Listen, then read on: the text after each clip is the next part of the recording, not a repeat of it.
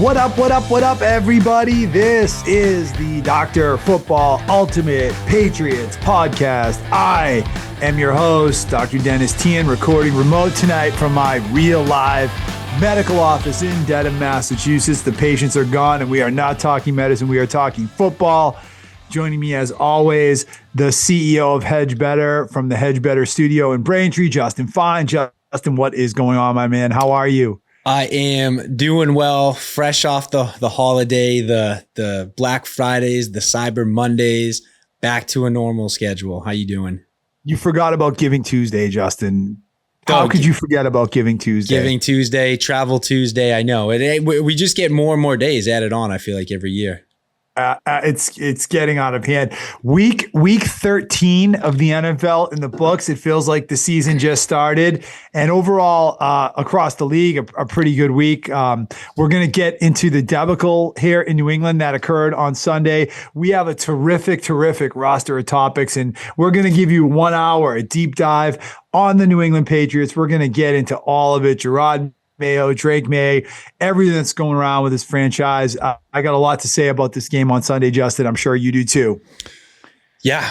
Another just disappointing nail biter. A game that I think the Patriots had in the bag. One that would have been really good, I think, for this team's confidence and morale to pull out. When you lose the way they did, I think it just takes something out of you. It 100% does, and they seem to have a penchant for losing close games, which I don't think is an accident. And that's one of the things we're going to get into. So let's kick it off, Justin. This is the kickoff, the opening take to set the table for the podcast. I'm looking forward to Christmas, Justin. I'm looking forward to the holidays. I might even be a little bit looking forward to New Year's, but I can tell you what I'm not looking forward to, and that is a 3-14 record. Yeah. Because with that loss on Sunday, the Patriots look like they are on the fast track to a 3-14 season, and that is a horrible and completely inexcusable place for this franchise to be. This is what I can't wrap my head around on, and I want to ask you about. They have a better quarterback, much better quarterback. I think you could argue he is already a borderline top 15 or even maybe top 12 quarterback if you give him a little bit of leeway, but certainly a top 15, 16 quarterback in this league. They have the worst schedule in the NFL. Statistical fact, easiest schedule in the NFL this year. We didn't think it was going to be this easy. It turned out to be an easy schedule. Yeah. And even in spite of that, they are still a worse team. They are still not winning games. They solved their biggest problem. They hit the lottery. They went to the store. They bought the scratchy. They scratched the ticket and they won. And yet still they only have 3 wins in spite of Drake May. Why? Why is this team, Justin, still so bad, even though they have a better quarterback? Why are they not winning games? I think it's a couple things. I mean, I think overall, I think that defense is struggling. I think we really haven't seen any of their skill players emerge in step up to fill the much needed role of that wide receiver one or that offensive kind of explosive component that we've been looking for. And also the play calling. I mean, the play calling, I think we agree, the play calling and the coaching has been questionable at best at times. And it just seems like this team overall is just struggling getting over the hump of the same thing that's cursed them, predating Gerard Mayo in Drake May, which is their ability to win close games. Yeah. And to be fair, their inability to win close games goes back really a couple years. Right. This is not a 2024 thing. This was right. Belichick's last few years too, if you're being totally fair. But to me, Justin, my simple answer to this question, why this team is a worse team in 2024, even though they have a better quarterback and an easier schedule, most likely, is the coach and the coaching staff. It is very simple. They are losing close games because the coach isn't ready yet right now. Now, I think they were losing close games the last couple of years because the quarterback couldn't handle it. And I think that was a big part of why they lost a lot of close games in 21 and 22 and 23. This year, I really think it falls onto Gerard Mayo. Clearly, I think his lack of experience shines through, and it is a narrow margin in this league between winning and losing. And right now, Gerard Mayo doesn't quite have the knowledge base and the experience to make the decisions that need to be made in tough situations to get this team to wins. Very simple. I totally agree. And just to piggyback off of that, I would say and this kind of rolls up into the coaching, is the discipline. I mean, this team, the dumb penalties, the drive killing penalties, the big play overturning penalties that this team cannot seem to get out of their own way. They've just been absolute killers. And I think you can attribute some of that to the coaching as well. I mean, I think it all falls onto the coaching. I think when it happens in one game or if it happens sporadically, then yeah, you point the finger at the players. But when it's been a week in, week out thing, and you look at the run of offensive penalties this team has been on the last few weeks, like how many touchdowns have they had taken off the board or big first downs or big Drake May plays in the last month or so because of offensive penalties? That has to at some point go back to the coaching. And in my opinion, you can blame AVP a little bit if you want for that, but I think the lack of discipline is a cultural thing that I do put onto the head coach, and that's Gerard Mayo. Yeah. I would agree with that. I think Gerard Mayo at times, like, I don't want to oversimplify, but like at times, like, they pan to him on the sidelines and it almost looks like he's confused. It almost, you know what I mean? It almost looks like he's like struggling to keep up with the game and in what he needs to do and what's coming next. Like that's one thing I'll say. And obviously we're comparing, two totally different weight classes when you talk about Belichick and Gerard Mayo, but Belichick always looked like he was under control on that sideline. He looked like he knew what was going on. He always looked like, even when he was frustrated, he looked like he was in command. He was a couple steps ahead. Gerard Mayo, he just looks confused, man. That's the only way I could put it. He's just got this look on his face like he's just not sure what's going on. Are you surprised by that? No, because of course he's confused. He doesn't just look confused. Yeah. He is confused. This guy 6 years ago was doing the post-game show on WBZ and corporate retreats for Optum and shaking hands and whatever, doing the corporate schmooze thing for them. And 6 years later, he finds himself on the sideline as the head coach of an NFL team doing a job that he's never done before. He's never even done the job that typically leads to that job before. Is there any wonder this guy looks a little bit lost sometimes? No, I mean, not at all. He's clearly showing his inexperience. And look, I know there's a ton of first time head coaches, that maybe don't have a ton of experience that come in and, they're able to find footing. But I think in this situation, the lack of experience really is showing because, we talked about it. It's not just like he's a first year head coach. He's a first year head coach that skipped a bunch of steps, I think, to get here. And it's starting to, those leaks are starting to show. They're more than starting to show. Yeah. I mean, they are like glaringly apparent week in, week out. Yeah. I'm starting to realize a few things about this team as the season develops, and I want to see what you think about this, Justin. Number one, all the things that we're talking about in terms of like the penalties, the lack of discipline, the general, the culture of just like not having their act together from week to week.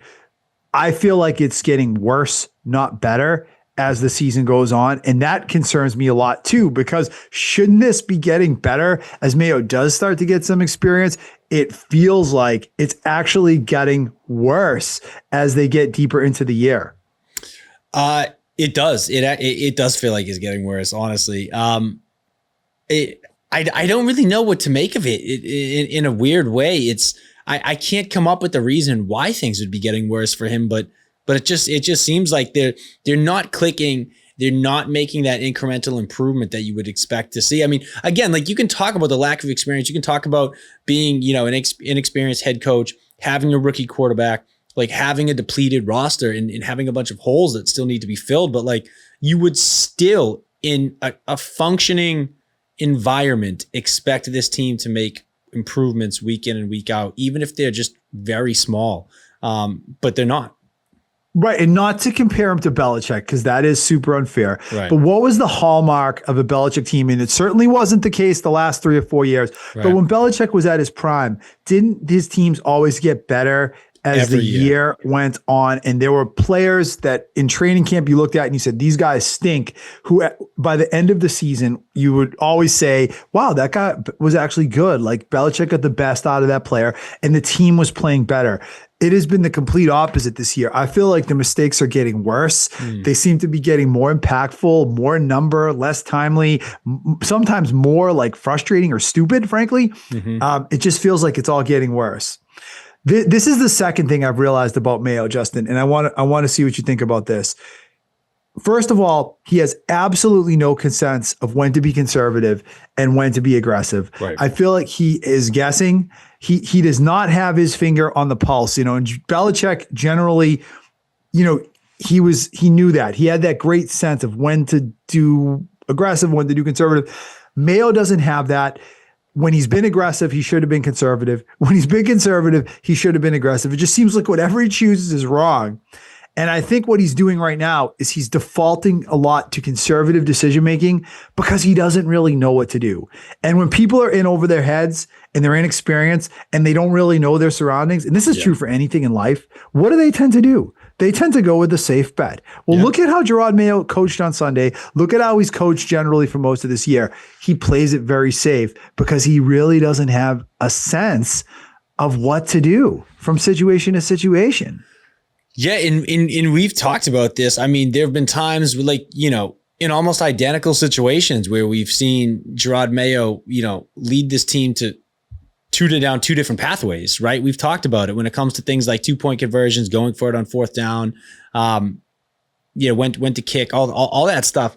It really just seems like he's, to your point, he's trying to figure that stuff out as he goes. Like he definitely does not have a good idea of when to be conservative, when to be aggressive. It really seems like he's figuring it out on the fly, and he's just kind of throwing stuff against the dartboard, seeing what sticks. Like that's really what it is. If he's guessing and checking. Like that's you remember the old phrase from school, right? Guess and check. That's what he's doing. Right. He's guessing and checking. He is, and he's playing it safe. Yeah.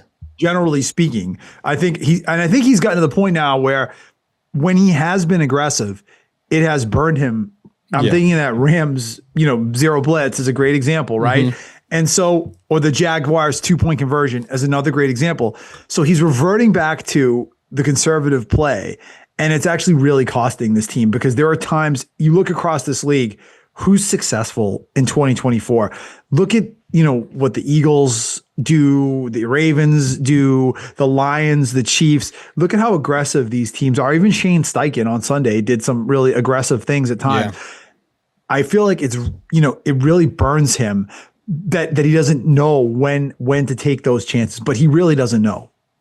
No, he doesn't. I totally agree. And I think that's something that, again, you would hope to be seeing some improvement with and some development and growth with as the season goes on. Well, has that gotten better over the course of the year? No, it's gotten worse, right? Right. Yeah, so, exactly. I mean, that has to raise a red flag. And then this is the third thing that I want to run by you. We've said on this podcast multiple times that we give Gerard a lot of credit for the fact that the team hasn't quit. And you saw it again on Sunday. Like they haven't quit yet. And that is, I guess, a credit to Mayo's leadership. But, I did take a step back and look across the league this weekend, and there are a lot of bad football teams I'm watching that are still playing really hard. Carolina's playing hard. I watched the Giants on Thanksgiving play hard. I watched the Raiders play hard. These are NFL players. They generally play hard. The Jaguars played hard against the Texans. These guys all play hard. How big of a feather is it really in his cap, if you really think about it, that this team hasn't totally quit on him yet? These guys across the league, who has quit? I don't see many teams that have quit yet. So I don't know how much Mayo should really get credit for the fact that this team is still playing hard. I would agree with that. I think, I think it's actually more of a credit to the players on the staff than it is to the coaches that they're playing hard at this point. Because like you said, I think we're seeing plenty of teams around the Patriots kind of weight class that are still playing hard. And the Raiders are a great example of it. Like you mentioned, we can go around the league and pick a bunch. I mean, I'm trying to think right now of any teams that have quit. You really haven't.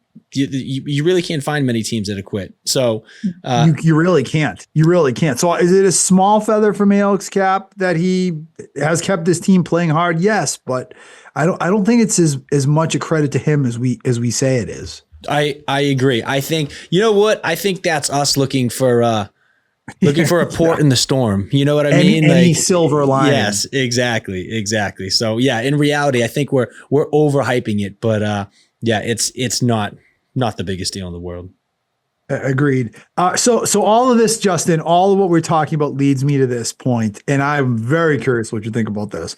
If I am Robert Kraft, I think I keep going back and forth about whether they should bring Mayo back or not, because it's so dysfunctional to get rid of a coach after 1 year, but it's so apparent that he's in over his head, and I think way too far away that I think it's likely he's going to take those steps even in the next year or two. I think he's 5 to 10 years away as a coach, and I think he will be a great coach one day somewhere. If I'm Robert Kraft, I think Gerard Mayo is coaching for his job in these last 4 weeks of the season after the bye week. For me to feel like Gerard Mayo should keep his job, I need to see a strong finish. I need to see improvement from this team. I need to see them win a couple of these games, look good, look like they're headed in the right direction for me to say Gerard Mayo should be back next year.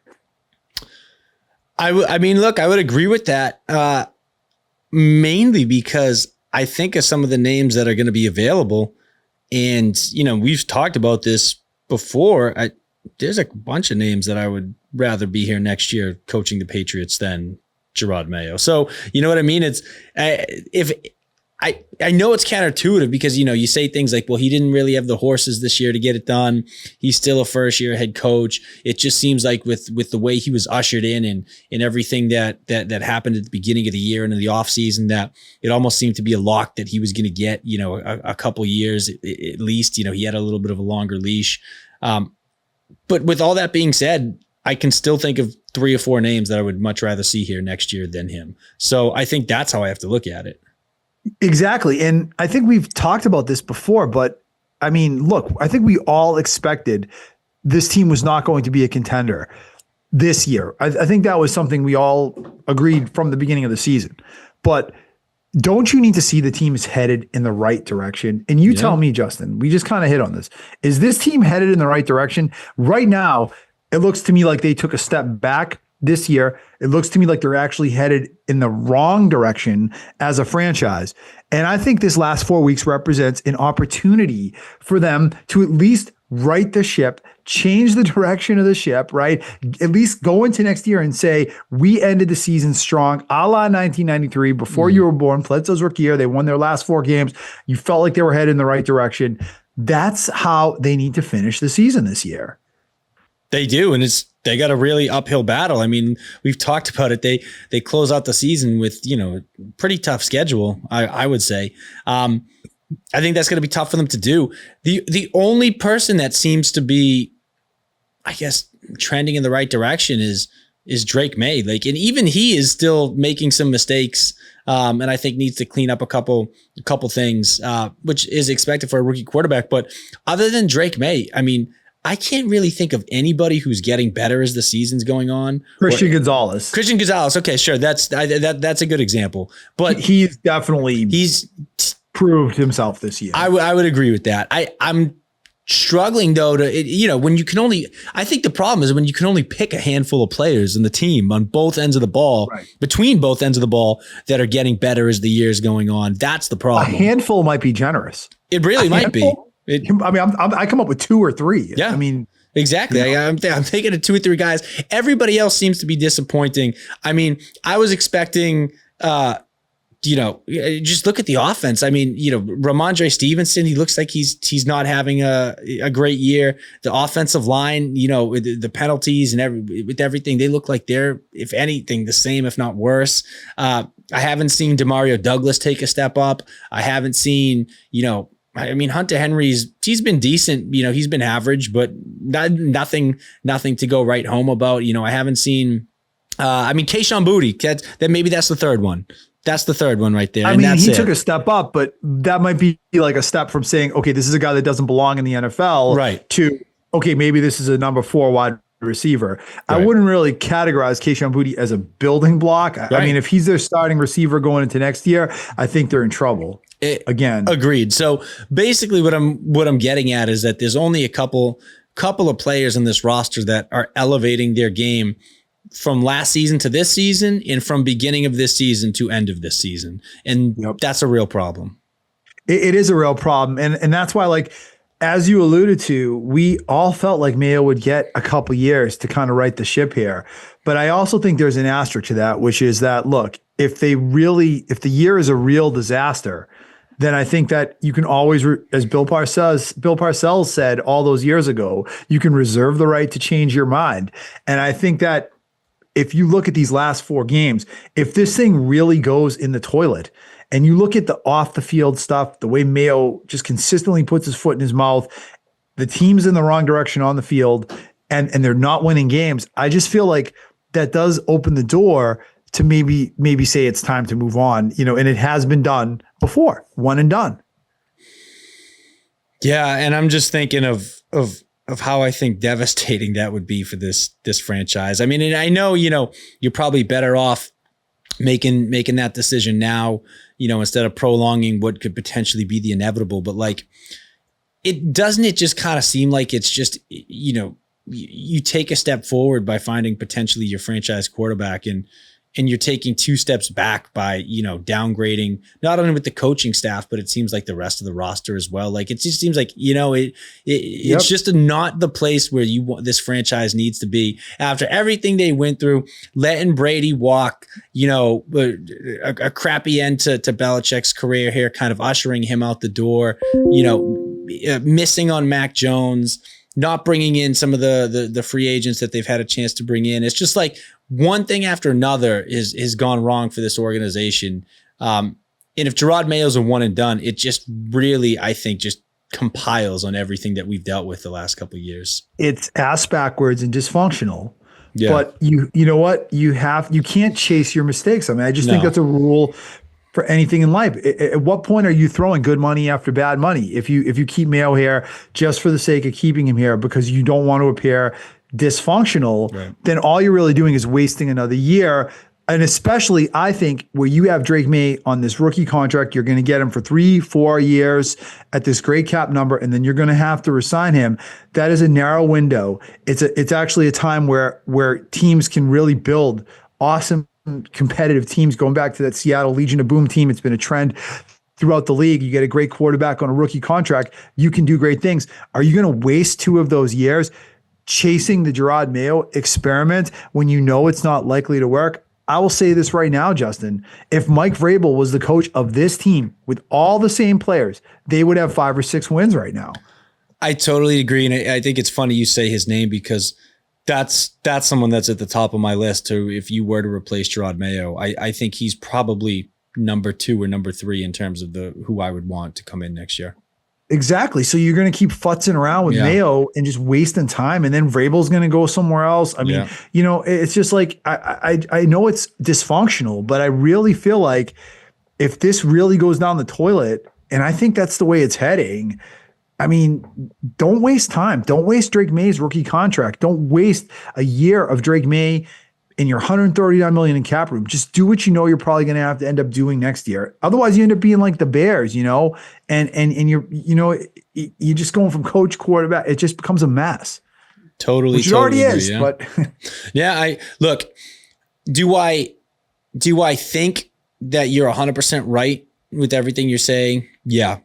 Do I think that honestly, in my heart of hearts, no matter what, he's going to bring Mayo back for year 2?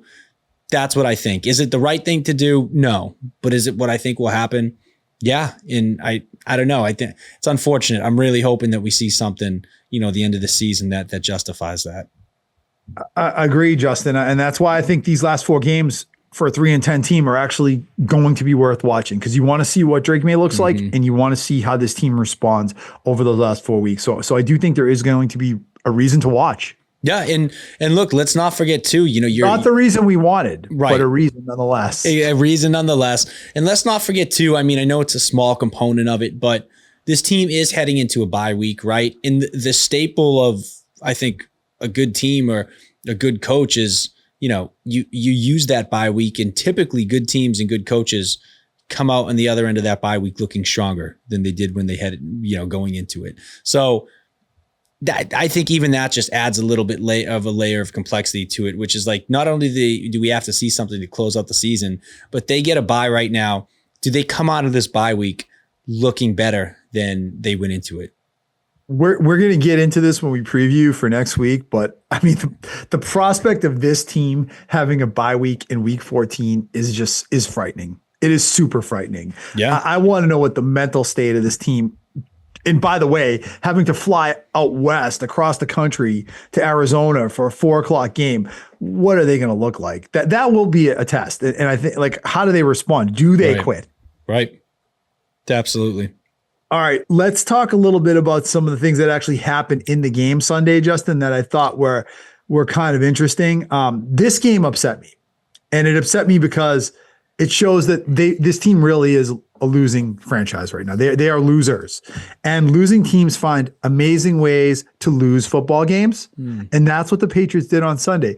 There is some stats going around this week. I don't know if you've heard them, but teams that win the passing yard throw for by the amount the Patriots won the passing yard differential by first downs, time of possessions, and running yards, that combination, were 152-0 going into Sunday. And now they're 152-1. The Patriots were the first team to lose, winning those four metrics by as much as they did in the history of the NFL.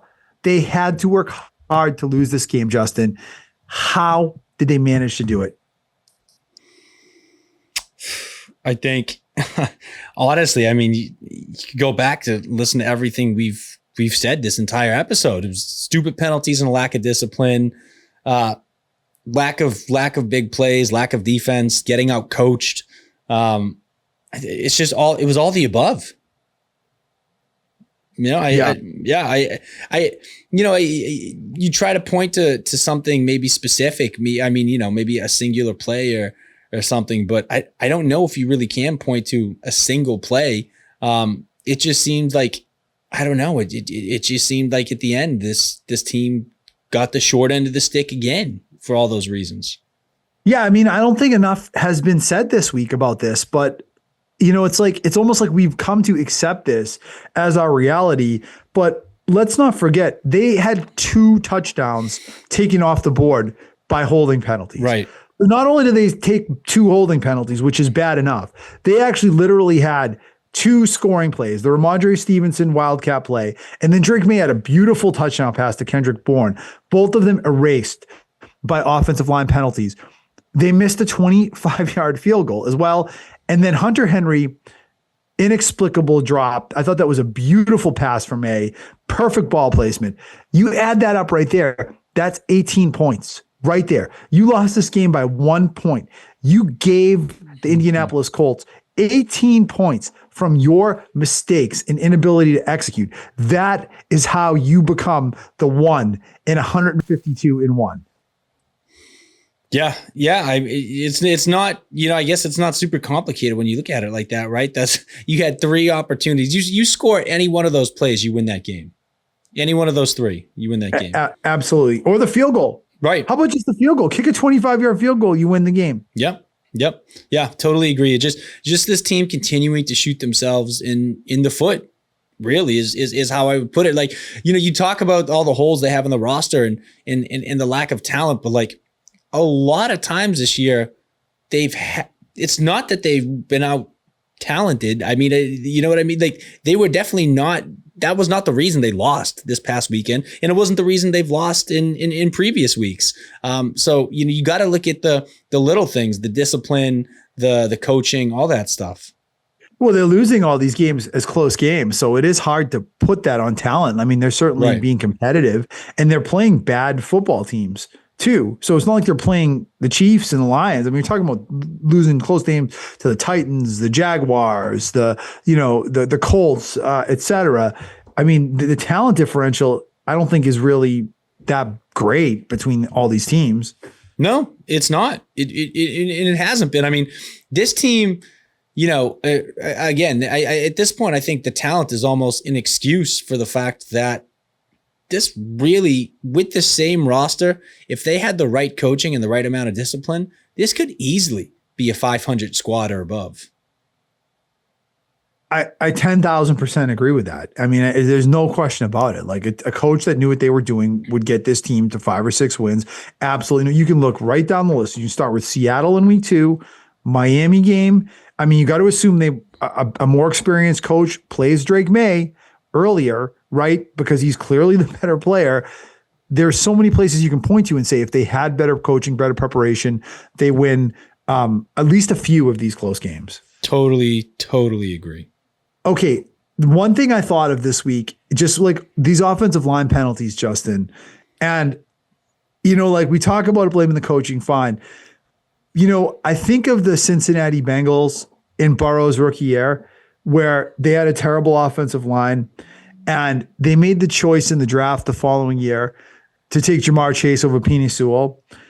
And the Patriots might find themselves in a similar position this year where they might have to choose between a franchise potential wide receiver or lineman in the draft. And watching this game this week made me come to the conclusion that they should actually draft the lineman over a receiver if they get the chance. And you look at what Detroit did. They got some great receivers elsewhere. Amon-Ra St. Brown, 2nd round pick. Sewell's a rock on that line. This Patriots team, I think they need that desperately. So this game convinced me that they really do need to probably prioritize line if they can in the draft next year. Yeah, I agree. I think everybody on this offense, skill players, I mean, could be a little bit better if this line, got shored up and stopped making some of the costly mistakes and in committing some of the dumb penalties that they're making. I mean, I really do think they're skill players. While I think can all agree that they don't have a true wide receiver one in this team, I feel like they're all better than they've been playing. I mean, they're all pretty much underperforming right now. And I think if you were able to cut out some of the penalties, give Drake May a little bit more time back there, I think you'd start to see some of that course correct. I mean, there were a few plays made on Sunday by the wide receivers, and May had some terrific, like next level throws on Sunday to a couple spots. But, it comes down to, is May going to get time to get the ball off? I mean, that's a consistent chronic thing where if he had time, you probably would get more out of these receivers. Yeah, I mean, exactly. And so I agree. I think I think you'd go and take the tackle. I think that's probably the biggest hole. I mean, that offensive line, it's just, I don't know. Again,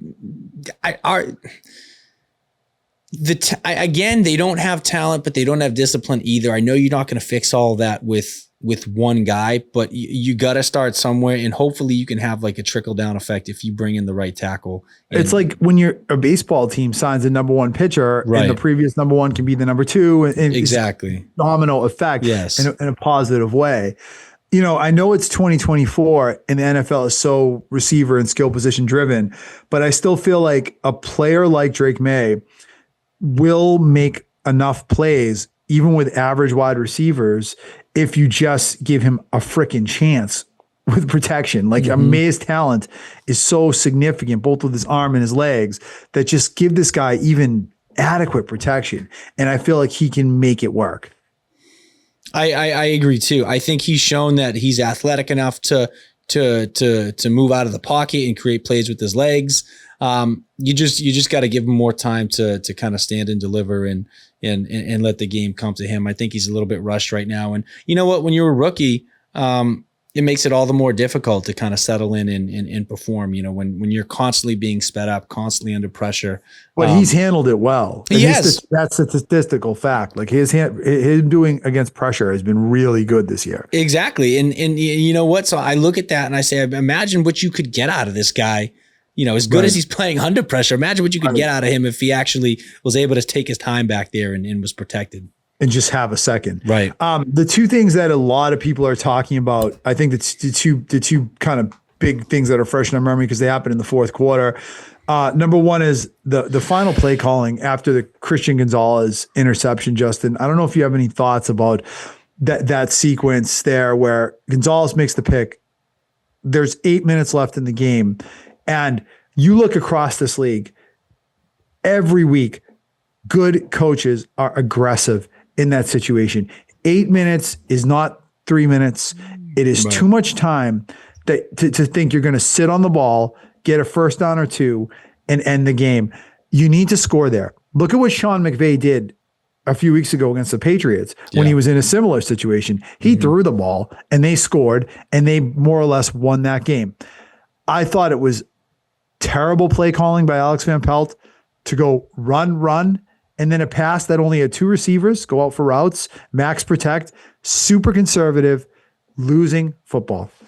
Yeah, it is. It is losing football. Look, and it goes back to, what we talked about at the beginning, which is this team not knowing when to be aggressive and when to be conservative. Like, that's a perfect example of you got the momentum, you have the lead, you just made a big play, capitalize on that, seal this thing, go down, get a score, make it a 2-possession game, and make it very statistically unlikely that the Colts can come back and win this game.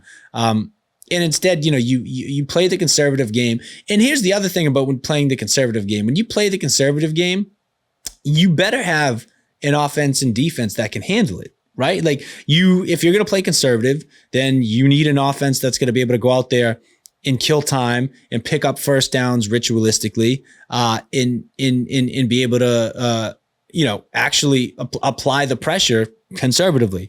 By the same token, you would need a defense that could go out there and, put up a real fight against an offense if they were to get the ball back. And you don't really have either of those. So, you're playing conservative ball with a team that's built to be aggressive in order to win these games, or that needs to be aggressive in order to win these games. And what do you have to lose? We've talked about this the last couple of weeks, but what do you have to lose by being aggressive in that spot? I mean, you're 3-9 at that point. What are you losing by taking chances and going into a shell and playing it as safe as possible? I just think, I hate to use these guys as example, but Nick Sirianni is an example. Look how aggressive he was against Baltimore with a 2-point lead, 14-12, and about 10 minutes left on the clock. A very similar situation. Went out, scored a touchdown, ended the friggin' game. You have to take chances. You cannot go and revert into, that classic. If you get the ball with 2 minutes and 20 seconds left, obviously that's different. This was not that situation. So not having a sense of that, I thought it was just terrible. It really opened the door. And after getting that big momentum shift with that Gonzalez interception, which was a great play, and just pissing that opportunity away and giving them the ball right back after a 3-and-out. It was killer. Yeah, it was. It was. And you know what? Again, you don't have a team that's built to win that way. And part of that, again, just goes back. It goes back to not only not knowing when to be conservative or aggressive, but it makes you question, do they actually know what type of team they have in front of them? Because no, they don't. You know what I mean? Because they don't have an identity. They have no identity. That's exactly the problem, is when your coaches don't recognize what type of team they have and how to best help them win and close out games. That's your first problem right there. You have a total disconnect. And can I just say one other thing about this while we're talking about it? Because I do think Van Pelt has been their best coach, but this whole thing with the conservative play calling, it wasn't just in that one spot. I want to bring up two other key moments in this game where he did the same thing. One was after the first interception, and they get the ball back there, and they go run, short pass, run, and lose 3 yards on a third down run and settle for a field goal. That was the 54-yarder that Sly hit to make it 9-7. But that was super conservative. I think, again, go for the jugular after a big play like that. It was about as conservative as it gets. And then before the half, they are having a beautiful drive up the field. They drive up to the red zone. They go run on first down, run on second down from inside the 10-yard line, and then May takes a sack on third down. Terrible conservative play calling there too. Very similar to what we saw at the end of the game. So it really was a trend where when they got into key moments in this game, they turtled up and played it safe, and it probably cost them this game. Totally agree. I mean, yeah, you did the wrong things in the wrong situation, which is something we've seen this team continuously do this season. It just goes back to your initial comment of Mayo and this coaching staff not having the finger on the pulse in terms of what to do and when. It just seems like it was a total blown opportunity. And again, you go back to the fact that what do you have to lose? Why is it even a debate at this point? Like, let it all out there. Let it all hang out. Let it all out there. But I'll tell you this, Justin, even if they were 10-2, right? I would not say they should be playing a conservative there. It's just not winning football in any situation at any time. And you look at say, for example, I mean, you saw John Harbaugh go for it on 4th down from his own 17-yard line last Monday night against the Chargers. Went and scored a touchdown, didn't give Herbert the ball back with a chance to, tie the game. And it changed the whole course of the game, being aggressive there. Look at what Mahomes does with Reed. And it's like, that's winning football, especially in 2024. They're not doing that. It's not just in that one spot. It really is. If you look closely, it is consistently doing the same thing. Let's talk, Justin, about the final drive. Because again, that was one of the worst drives I've ever seen this team give up. 19-play drive. Took 8 minutes off the clock with the game on the line. Yeah. You let the opponent convert 3 4th downs and a 2-point conversion to win the game. I don't know if you have any thoughts about that drive, but I want to bring up, before I hear your thoughts, don't forget the Colts had a very similar drive to start the second half, right? A 13-play, 7.5-minute drive that led in a field goal. So again, a trend. Can't get off the field. This is the worst defense in the NFL right now, Justin. I think that's a fact. The last 3 or 4 weeks, they are getting worse, and they are absolutely the worst defense in the NFL. Yeah, I mean, you really can't blame anybody but the defense on that last drive. I mean, you talked about the lack of aggression being one of the reasons why the Colts were in the position to go ahead and do that, and actually in turn be aggressive themselves, which is the reason they won that game. That that ballsy call by Shane Steichen to go for 2, and which ultimately won the game. But you talk about the defense at that point. It really just comes down to being able to get off the field. And this is something that this defense has struggled with all season. What else can you really say other than it just shows you that this defense has taken a large step back. We thought it was going to be one of the better. They ended last year as one of the better defenses in the NFL. Yep. We thought this was going to be something that they could use as a kind of a linchpin to keep everything together, keep them in close games. Obviously, I know we talk about it ad nauseum, lost a couple guys to injury and in trade and whatnot, but this was just totally, I think, unexpected. I didn't think they would be great this year, but I didn't think they would be this bad. And it's ultimately the reason why they've lost a couple of these close games, is because they just cannot get off the field or make a big play when they need to. Those interceptions in this game was the first time I think they forced a turnover in like 4 games, something like that. Can I ask a question just about something you just brought up? Yeah. Who have they really lost since last year besides Juwan Bentley, which I think is a decent loss for them? But Marcus Jones was out last year. He's back. Judon was out last year. They don't have him anymore. Barmore was back. This is his 3rd game back. Jabril Peppers played. He did. Kyle Duggar played. They got Gonzalez, who they didn't have last year. Right. I mean, is it really fair to say that they have been ravaged by injuries? I mean, it is the NFL. Injuries happen. I don't know. Like, is Juwan Bentley? Who else have they lost besides Juwan Bentley that you can explain how bad this defense is? Yeah, I know. It is a good point. You really think about it, right? Right. Yeah, no, you're right. They didn't have Matthew Judon most of last year. And they added some good there. They added Keon White, looked like a stud to begin the season. I think he's kind of tapered off a little bit. Yep. I don't know. It's so funny because the best player you have is now out there. He takes away half the field every week. You didn't have him last year, and yet you're still a much worse defense with a defensive minded head coach. Yeah, It's crazy. Yeah, I know. When you put it in those terms, it is kind of funny to see the drop off in performance and results given what they're actually working with. Justin, that's one of the reasons I feel strongly that they should think about walking away from Mayo.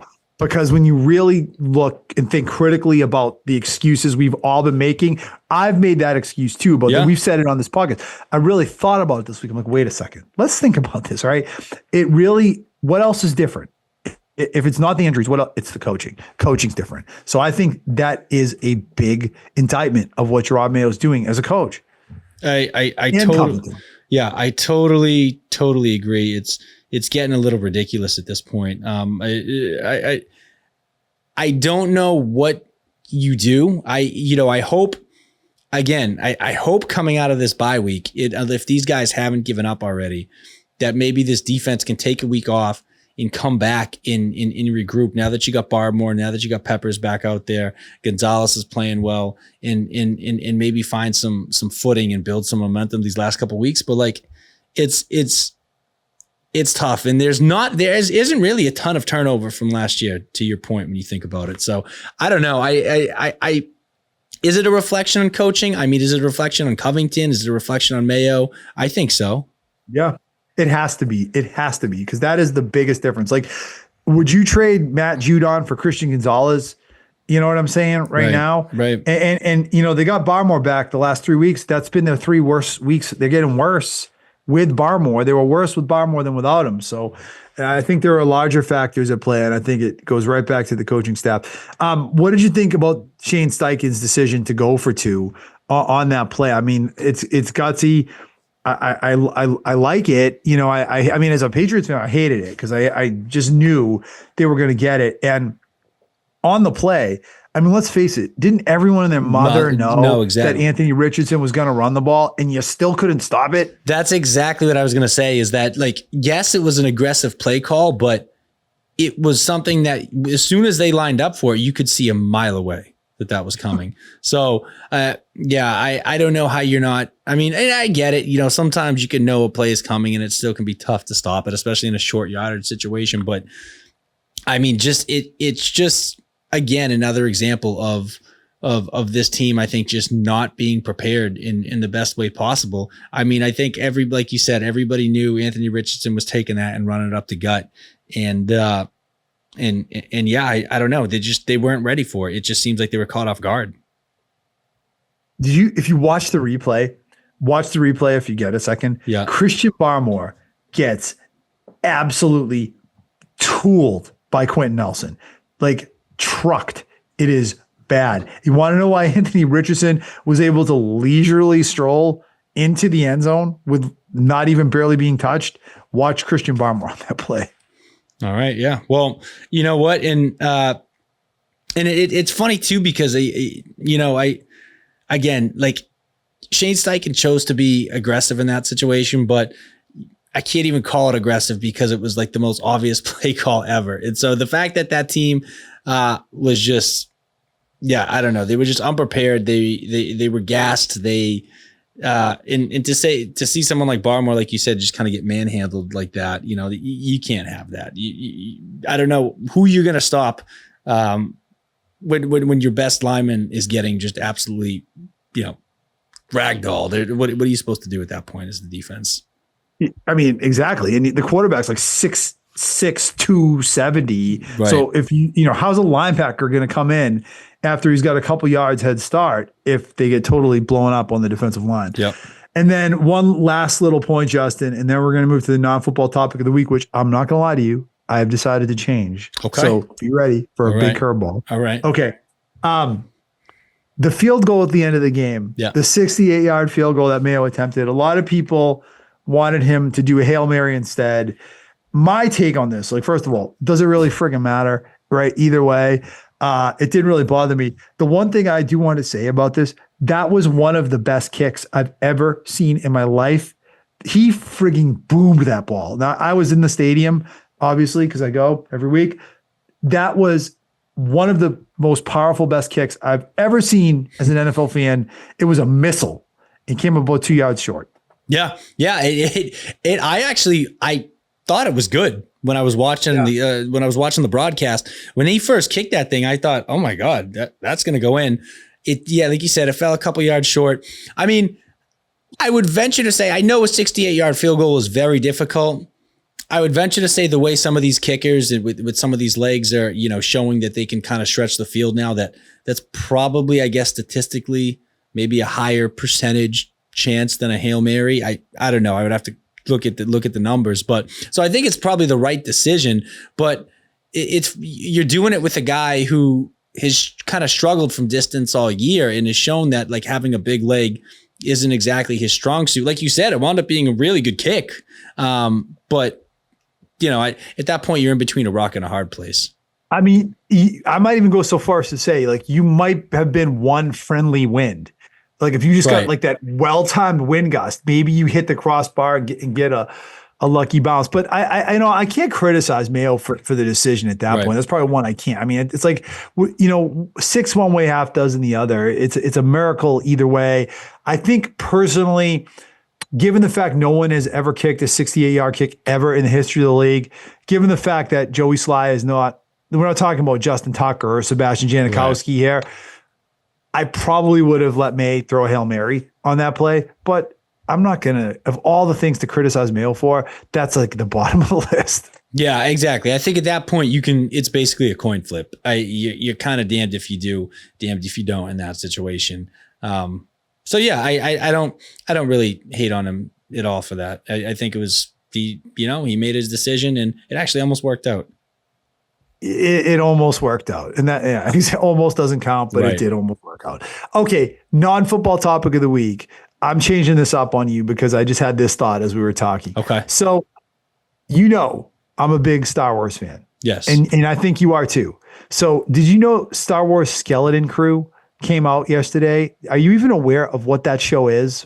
Because let's just say this. We went to see Star Wars Rise of Star Wars Rise of Skywalker together. Right. And we were both disgusted. We were like, this movie sucks. And I want to know where you are as a Star Wars fan right now, Justin, because they've put out a lot of content in the last few years. They have. And a lot of people like us that were like kind of hardcore fans have kind of jumped ship. So what have you watched from the Star Wars universe like in the last few years? And where are you as a fan right now? So I think that's actually kind of exactly what I was going to say. I haven't really watched anything in the last couple of years. Since that last installment came out, I almost feel like they're doing a little too much. I feel like they're oversaturating it a little bit, and the quality has gone way down. I feel like, there's some ulterior motives and some ulterior narratives at place with what they're doing. I don't know. I feel like it's watered down content, and I feel like they're pumping it out there just to live off of the Star Wars name and reputation, when really it's lacking the quality and the substance that I think true fans would be looking for. Well, let me ask you this. Did you watch The Mandalorian? I heard The Mandalorian. That was good. That was excellent. I was going to say Star Wars in 40 years. I heard The Mandalorian was pretty good. Yeah. I did. I actually don't think I watched too much of it, but I heard it was pretty good. But I've heard a lot of these kind of spin-off series that have followed in recent years have not been good. No, I mean, like Rise of Skywalker was trash. It was so bad. It almost dishonored and negated the previous 8 movies. And you have to really work hard to make a movie that bad. You have to really be clueless and stupid and ignorant to your own series, your own franchise, to make a movie that bad. So I think it turned a lot of us off. I liked The Mandalorian, and I liked Andor was great. I tolerated Ahsoka. I tolerated Obi-Wan. A lot of my friends jumped ship on what was the one that came out last year? That was I've lost track of them all. Yeah. A couple of the ones, this Skeleton Crew, the one that comes out, like even my friends that are hardcore Star Wars fans, they're not talking about it. They're not watching it. I have several friends, Justin, that were like hardcore Star Wars fans that have stopped watching Disney Star Wars because they're never going to stop making crappy shows if we continue to watch them. Yeah, I agree. I think it's what you're seeing. You're seeing with Star Wars. I think what you're seeing with just Hollywood and in cinema in general, which is that there's really not a lot of good quality new content, and it's Right. in a lot of the content that comes out today. And again, this applies to Star Wars, is trying to just create subsequent installments in big franchises that you can kind of live off of that name and that reputation. We're seeing it across the board with movies, with series, and I think Star Wars is another one where they're just not creating good content, but they're trying to pump things out in the name of Star Wars, hoping that it's going to get enough views to make it worth it. The series I was thinking of, by the way, was The Acolyte. The Acolyte was the one that really, I think, just tipped people like way over the edge. Even the hardcore people I know were like, you know what? I can't watch this garbage anymore. It was just enabling them to continue to pump out that kind of drivel. Yeah. And that's a perfect example. I wouldn't have even been able to come up with the name of that. Didn't even know it existed, right? Exactly. So you're totally out. Yeah. I just find it interesting because I know at one point we've seen a bunch of the movies together, and you're a pretty hardcore fan. But you know what? To your point, right? Like I would go back and rewatch the movies before I think went and watched any of those series, to be completely honest, just because for me, it almost seems like they're doing a little too much, and I'm just going to have a hard time getting into it. What about the Rey movie coming on? Are you aware they're doing another movie for Rey, a standalone movie, and it's supposed to be in 2027?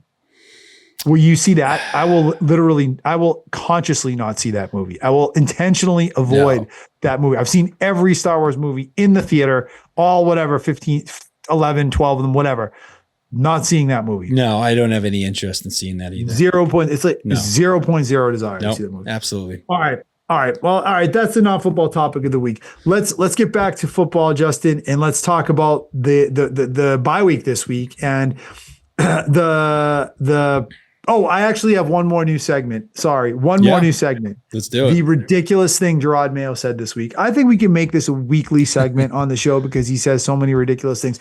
But this is the comment I wanted to bring up to you. Did you hear in his post-game press conference on Sunday when someone asked him about why he didn't use a timeout? And he said, well, we won a Super Bowl, referring to the Patriots Seattle Super Bowl with that approach around it. Did you hear that comment? What a stupid, ridiculous thing to say. Yeah. It couldn't be any different of a situation. I mean, you are like, I honestly, I don't even know what to say because I feel like you're trying to compare apples and oranges, and what a unique situation that was. Like that was a once in a lifetime play by Malcolm Butler in that Seattle Super Bowl. You're acting like that's going to happen the majority of the time. Like the Patriots got saved in that 2014 Super Bowl, acting like that's the justification 10 years later in a totally different scenario with a totally different team. I think it's just absolutely ridiculous. And really, what did Mayo have to do with that? Anyways, I think he was on that team technically, but I believe he was injured. Yes. I don't think he played in the game. No. He certainly wasn't a coach. He had nothing to do with the decision making. So what are you doing? Like even attempting to somehow associate your decision making all these years later with that. I mean, it's just ridiculous. It just shows you how this guy just stream of consciousness is just whatever pops into his head, he just dribbles out sometimes. Yeah. Yeah, exactly. I think that's just a total lack of awareness on his part, honestly. Exactly. Okay, let's talk, Justin, about the bye week coming up. And I don't know, there's no game this week, so great. It's probably a good thing for all of us to have a break after last week. What is this team going to be like when they come off the bye in Arizona in 2 weeks? I would love to sit here and say that they'll be a better version of themselves, but they got so much working against them. I mean, you're coming off of a crushing defeat. It doesn't seem like anything is really trending for you in the right direction. By the time you play again, it's going to be week 15. You're going to be playing in week 15. You're going to be near the end of the season. You got nothing to play for. You're already eliminated from the playoffs. Like, you really got to worry at that point about guys quitting, coming back from a week off. I don't know. I really hope that's not the case, but if you were ever going to see this team quit, I think this would be or coming off the bye week, I think would be the week it happens. I agree. And plus, I think all 4 of these games have the potential to get ugly because they're against 4 good teams, respectable. Arizona's respectable. The other 3 teams, I think other 3 games are against good teams. What's going to happen if they fall down 21-0 in Buffalo, in week 16, 15, whatever? It could really get ugly. It totally could get ugly. I mean, look, Buffalo looks good right now. As much as I know in divisional games, anything can happen, no matter how good or bad either team are. I find it tough to think that, the Patriots are going to get the better of Buffalo in either of those matchups. And then, like you said, you still got Arizona and the Chargers. Those are the final 4 games of the season, right? So, yeah, I think in all, I'll say this. I think in all 4 of those games, you're probably outcoached, right? The only one I could potentially see them having an edge is maybe Arizona, but I think even Arizona, their coach has been a little bit of a surprise. I didn't have much faith in him at first, but he's shown that okay, you can at least put a respectable ball club out there. Yeah, so I think they're going to be out-coached, out-talented, and all 4 of those teams have something to play for, meaningful football coming up. So I expect them to be getting the best version of all 4 or all 3 of those teams. And they could potentially be getting the worst version of us. Do you see a win on this schedule in the remaining 4 games? Because I'll tell you, I see 2 scenarios. Well, I'm going to say 3. Okay. Somehow Drake May keeps him in the game in Arizona. I think that's very unlikely going out there, but that would be one. I don't think they're that far away from Arizona. And I think May is playing so well right now. And we probably didn't say this specifically, but let's just say it. He played a terrific game against the Colts. Like he's been, and short of that Miami game, he's really been terrific pretty much across the board and getting better. He could keep them in that Arizona game, I think. So that's one way they could get a win. Probably not likely. Second way is if the Chargers just like curl up and fall apart in Foxborough. You get a cold day, -5 degrees, foot of snow on the ground, something like that, right? Yep. And then the third way is Buffalo already has what they have clinched, and they're coming here and they rest their starters. That's probably the most likely way they get a win. I was going to say, I think Buffalo is to me, and I know it's crazy because I think Buffalo's the best team out of the 3, but I feel like Buffalo's maybe your most likely scenario to get a win, either for the reason you just mentioned, right? Which is they come in, last week of the year and, they can rest their guys and you can, or maybe just maybe, you catch them in that first matchup and it's a divisional game. Maybe Buffalo's sleeping on them a little bit, looking past them to the next week. But like even that's a small chance of that happening. But I agree. I think maybe your best chance is against Buffalo, but it's not a good chance. Yeah, it's against Buffalo. If Buffalo approaches it like a bye week in a preseason game, and I mean that's probably your best way to picking up a cheap win at the end of the season. Yeah, and so what? Let's play that out, right? If this team finishes 3-14, but that's probably going to be good for our top 3 pick, right? I think it will be. If that's what you're playing for, like I'm tired of hearing the play to lose crowd. Like, I have a couple friends that are like this too. And it's just like, look, I don't think there's any value in losing. I don't want the high draft pick. I'd rather them show they can win games. And I am really skeptical that they're going to just be able to build a losing culture and turn Drake May into a losing quarterback. And then just like that, make it go away. Oh, we're playing for real in 2025. I'm very skeptical that that's going to happen easily. So I want to see them start winning games. It's why I found this week's game so frustrating against the Colts. But I want them to finish strong. I really do. Yeah, I'd like them to finish strong too. Look, at this point, I agree. I don't think you're playing for a draft pick. I would like to see them win any game possible. If you are going to lose and you are going to get that high draft pick, like we said, I hope they either, take a generational tackle if there is one, or trade down and get some more draft capital. Because I think there's a lot of holes for them to fill. But yeah, I want to see them go out and win games. I want to see them compete. I got a gut feeling, and I don't really know why, because nothing we're seeing on the field is really hinting towards this, but I think you're going to see a big turnaround from this team in 2025. I don't really know what it is, but it just seems like between Drake May, if he can take that next step, and just the way that they're shooting themselves in the foot constantly, it feels like this team is actually closer to a playoff contending team than we may realize. I know that sounds kind of maybe contradictory to a lot of the things we're saying. But look, I could see this team taking a big jump next year, but part of that I think would be if you can close this season out with some momentum and give your guys a little confidence boost heading into the offseason. Well, let me just give you one thing. Since you brought that up, I mean, take a look at their 2025 opponents, because they're more or less, I mean, you got a pretty clear, I think, picture of who they're going to be playing. They're playing the NFC South in the NFC, which means they're gonna have Atlanta, Carolina, New Orleans, and Tampa Bay. So that's good. Yeah. They're gonna have Cleveland on the schedule. They're gonna have the AFC West last place team, which is going to be the Raiders at home. Yeah. They're going to have the NFC East last place team, which is going to be the Giants at home. They're going to have the AFC South last place team, which is going to be probably the Jaguars on the road. Yeah. So it's a much softer schedule. They got New Orleans on the road, Cincinnati, Tampa Bay. I mean, that you never know. We thought they had a hard schedule this year. That didn't really work out. But if you're looking for something to say, okay, they're going to bounce back in 25, that's one thing that's going in their favor. Yeah. I agree. I think next year could be a nice little bounce back for them. But you know what? We're not there yet. We're a long way from there. We still got weeks of football to play this year. And I'd like to see them close out strong after the bye week. Again, who knows what type of team we're going to see in week 15.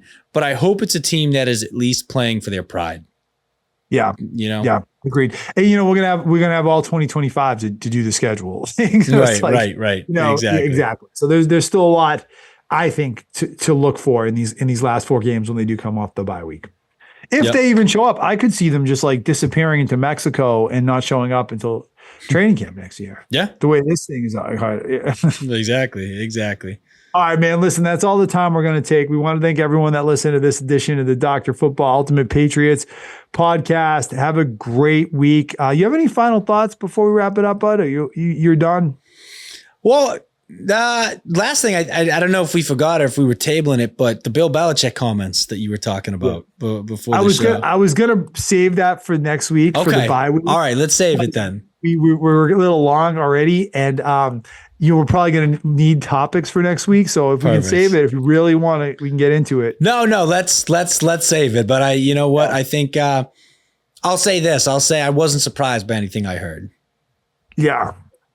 No, it's not a great look for Belichick. We'll do this next week because I think we haven't talked as much about Belichick the last few weeks because there's been so much to talk about here. But I think on the bye week, that's one of the things we can do coming off the bye week next week is let's get into Belichick's comments and where he is and where we think he's going to end up, because that is certainly one of the real newsworthy things as we do wind down the season and look to the offseason. That's going to be one of the things we're going to be looking at very closely. Yeah, absolutely. Let's do it. All right, man. I want to thank everyone that listened to this episode of the Dr. Football Ultimate Patriots podcast. Find us on Facebook, Instagram, Spotify, Apple Podcasts, all the above. Hope you all had a wonderful Thanksgiving and enjoy the kickoff to the Christmas season. We will be back next week. One last quick thing. Did you look at the slate of games next Sunday? It's friggin' awful. It is the worst slate of NFL games I've ever seen for Sunday at 1. If you have anything to do, Christmas shopping, whatever, sleigh ride, holiday train, plan it for next Sunday because you will not be missing anything. That's what I haven't seen that yet, but I'm going to take a look now. Now I'm curious that you said that. So it's rubbish. So we will be back next week with another episode to talk about it all. Have a great week, everyone, and catch you next time.